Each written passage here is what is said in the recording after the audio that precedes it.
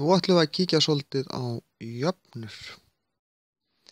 Það sem við ætlum að skoða núna eru formúlur, hvernig við notum jöfnur til þess að reikna út úr formúlum, en formúlur eru í raun mjög oft jöfnur. Það sem við raun og veru þurfum að gera er að átta okkur á því í fyrsta lagi fyrir hvað standa óþekktu stærðirnar í jöfnunni. Hér er y og hér er x. Það finnum við út úr því með því að lesa textan. Ef hitastigið er 20 gráður á Celsius niður við jörð, þá er þetta að reikna hitastigið í y gráðum, þetta er sem sagt gráðurnar, í x metra hæð, þetta er sem sagt hæðin. Og formúlan er gefin hér. Það sem við höfum að gera er að reikna hitastigið í 200 metra hæð, þá skipti ég út x-inu og hæðinni, tölunni fyrir hæðina, því x stendur fyrir hæð. Þá skrifa ég formúluna í raun og veru y er jafnt og 20 mínus 0,01 sinnum 200. Þið munið að það er pingulítið sinnumerki hérna á milli, þó það sé ekki skrifað. Nú er ég bara komið með dæmi sem ég geti reikna, ég þarf ekki að umrita neitt. Y er jafnt og 20 mínus 2, 0,01 sinnum 200 eru 2, ég slegi það bara inn í vasareikni. Y er jafnt og 18 gráður á Celsius.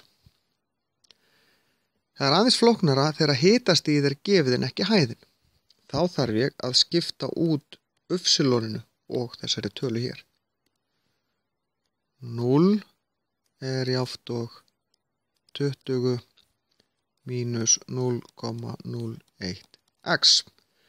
Og nú þarf ég að muna í hvað röð ég á að gera þetta. Ég vinn mig í raun í átt að x-inu. Ég ætla að losa mig við allar tölur sem eru sömu megin við jafnaðarmerkið og x. Og ég byrja á þeirri tölu sem er lengst frá x-inu sem er 20. Það er ekkert merki fyrir framan 20. Ég verð að passa að láta ekki þennan mínus hér plata mig. Ég ger ekki plus 20 en heldur mínus beggja vegna af því að það er plus eða ekkert merki hérna fyrir framan. Þá fæ ég mínus 20 er jafnt og, þetta dettur út, mínus 0,01 x. Nú þarf ég að losna við mínus 0,01, gerir það með því að deila muniði, mínus 0,01. Ég deili með mínusnum til þess að losna við hann. Mínus 0,01. Þetta dettur út bæði mínusin og talan. Út úr þessu kemur 2000 er jafnt og y, þetta er þá 2000 metra hæð, það sem hitastigið eru 0 gráður. Hérna er önnur formúla sem er notuð til þess að breyta úr Celsius gráðum yfir í Fahrenheit gráður. Við notum Celsius gráður hérna á Íslandi en í Bandaríkjunum og nokkrum öðrum löndum eru notaðar Fahrenheit gráður. Þetta er formúlan. Það sem við ætlum að gera hér er að breyta úr Fahrenheit gráðum yfir í Celsius og úr Celsius gráðum yfir í Fahrenheit. Það er auðveldar að breyta úr Fahrenheit yfir í Celsius þegar formúlan er gefin á þessu formi vegna þess að það eina sem ég þarf að gera er að skrifa tölurnar hér, þessar hérna tölur. Við vindum okkur bara beint í þetta. C er jafnt og 40 mínus 32 deilt með 1,8. C er jafnt og 8 deilt með 1,8. C er jafnt og 4,44 gráður. Þetta er bara varslinningsdæmi þegar ég er komin allavega hana síðustu deilinguna. Næsta er nákvæmlega eins. C er jafnt og 100 mínus 32 deilt með 1,8. C er jafnt og 68 deilt með 1,8. C er jafnt og 37,78 gráður. Þegar ég er komin í að þurfa að finna og setja inn Celsius gráðurnar, þá þarf ég að fara að umrita. Ég hef tvo möguleika. Það er annars vegar að skrifa bara 37 er jafnt og f mínus 32 deilt með 1,8 og leysa f, færa sem sagt 1,8 yfir og margfalda og draga svo 32 frá. En þá þarf ég að gera þetta í raun oft af því ég ætla að gera þetta tvisvar.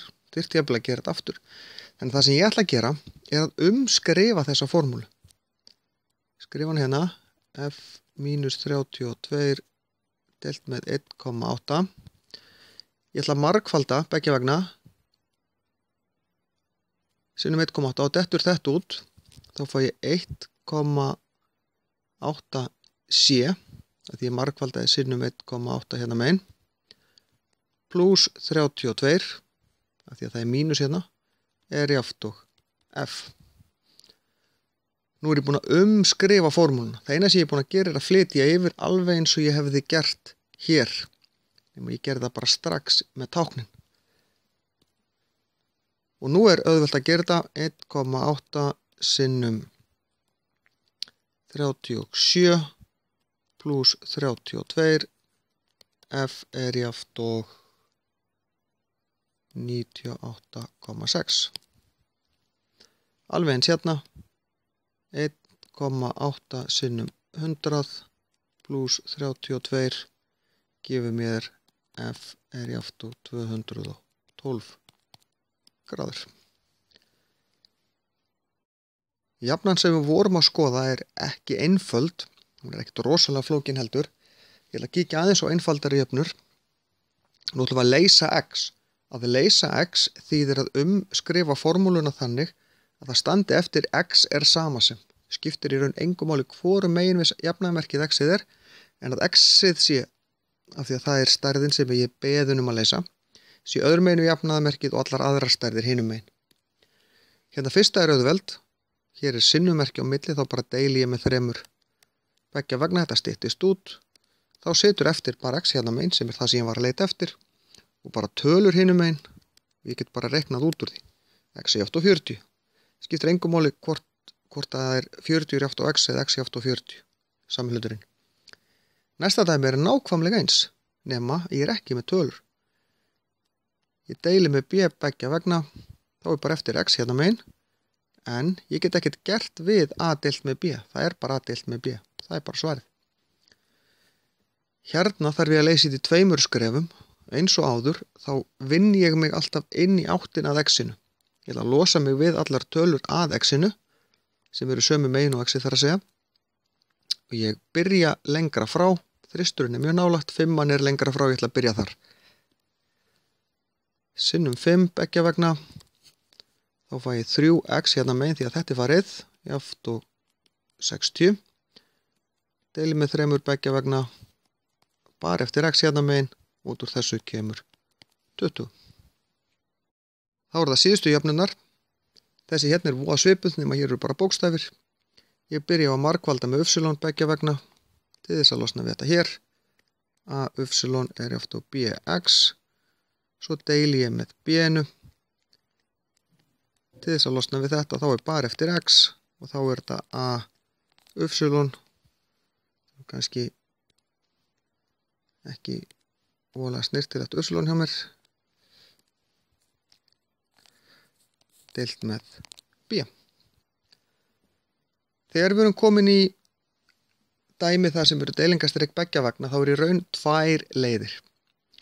Ég ætla að sýna ykkur svona handavinnuna af því að við ætlum að leysa í þessu tilfelli y. Það er ekkert x hérna. Við ætlum að leysa y.